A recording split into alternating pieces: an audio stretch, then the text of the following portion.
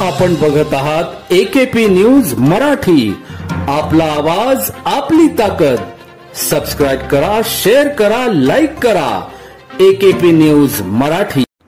नाशिक शहर पोलीस आयुक्तालयातील मुंबई नाका पोलीस ठाणे हद्दीत 19 एप्रिल 2024 रोजी नाशिकच्या गोल क्लब जवळील सहवास नगर येथे प्रवीण भालेराव, पियुष जाधव, यादव लहांगे व प्रवीण निंबारे हे गप्पा मारत बसले असता अचानक प्रवीण निंबारे व त्याच्या साथीदारांनी मागील भांडणाची कुरापत काढून पियुष जाधव यास मारहाण केली।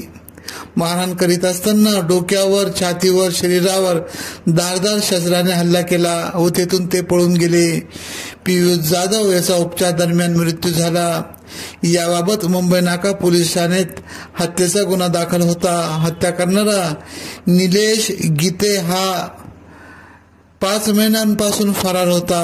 गुंडा विरोधी पथक तपास नाशिक करत असताना निलेश गीते दिंडोरी येथे असल्याची गोपनीय माहिती मिळाली। त्या अनुषंगाने सहाय्यक पोलीस निरीक्षक ज्ञानेश्वर मोहिते यांच्या मार्गदर्शनाखाली राजेश राठोड, अक्षय गांगुर्डे, गणेश भागवत, प्रवीण चव्हाण यांनी निलेश गीते यास 14 ऑगस्ट रोजी तळेगाव बस स्थानक रोड दिंडोरी येथे सापळा रचत त्यात जेरबंद केले व पुढील कारवाई कामे मुंबई नाका पोलीस ठाण्याकडे जमा करण्यात आले आहेत।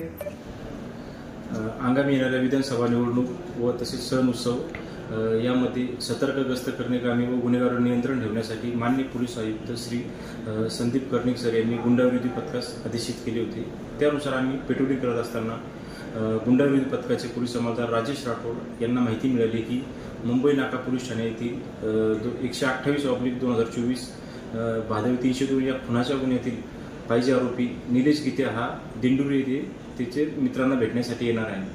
सदरची माहिती आम्ही DCP श्री प्रशांत बच्चाव सर व ACP श्री संदीप मिटके सर यांना देऊन त्यांच्या आदेशानुसार गुंडाविरोधी पथकाचे पोलीस अंमलदार राजेश राठोड, अक्षय गांगुर्डे, गणेश भागवत, प्रवीण चव्हाण, प्रदीप ठाकरे यांच्यासह आम्ही दिंडोरी येथे जाऊन आरोपीचा शोध घेतला असता आरोपी निलेश सावकार गीते व 24 वर्ष हा आपले अस्तित्व लपवून तळेगाव येथे दिंडोरी येथून तळेगाव येथे गेले असल्याची माहिती मिळाली। आम्ही तात्काळ तळेगाव येथे जाऊन सापळा रचून त्यास शिताफीने ताब्यात घेतले। त्याच्याकडून अशी माहिती मिळाली की तो गुन्हा दाखल झाल्यापासून नाशिक जिल्ह्याबाहेर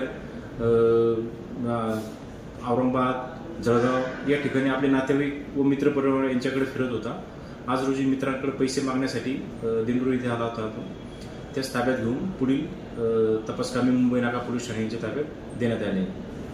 AKP न्यूज साठी क्राईम रिपोर्टर फिरोज पठाण, नाशिक।